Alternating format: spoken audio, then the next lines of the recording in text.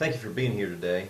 Fortunately, we have Dr. Mark Weisinger with us, and some of the things we want to discuss are um, why would you pick up the phone and call a lawyer if you've received a diagnosis of colon or rectal cancer?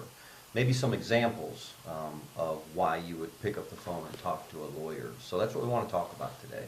And the first thing, doctor, that I've seen in the practice of law is in this area of colon and rectal cancer is when someone has bright red blood in their stool or dark brown blood in their stool or any type of blood in their stool. We'll see where a diagnosis of hemorrhoids has occurred and there really has been no follow-up to determine whether that bleeding was from colon or rectal cancer. So let's spend some time on that. Can you tell us a little bit about the medicine or the medical viewpoint when someone shows up in an emergency room, a primary care office, a urgent care, or any other medical provider and has some type of blood in their stool? Well, that's actually a pretty common scenario, and it's quite unfortunate. That scenario where someone is told, well, your bleeding comes from hemorrhoids, and we're going to give you some cream or suppositories, and you can follow up with a regular doctor. That tends to occur more often in urgent care clinics and emergency rooms, where there's a lot of pressure to turn over patients quickly, and there may be a whole waiting room full of anxious people.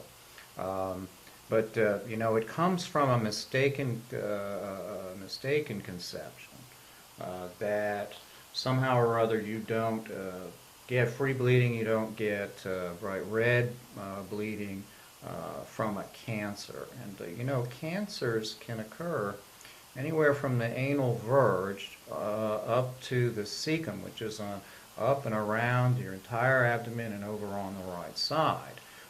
Colorectal cancers are insidious because they don't tend to be symptomatic early on. And the guidelines for screening people for colon cancer are pretty well established. But unfortunately, a lot of physicians are either mistaken or they're too busy.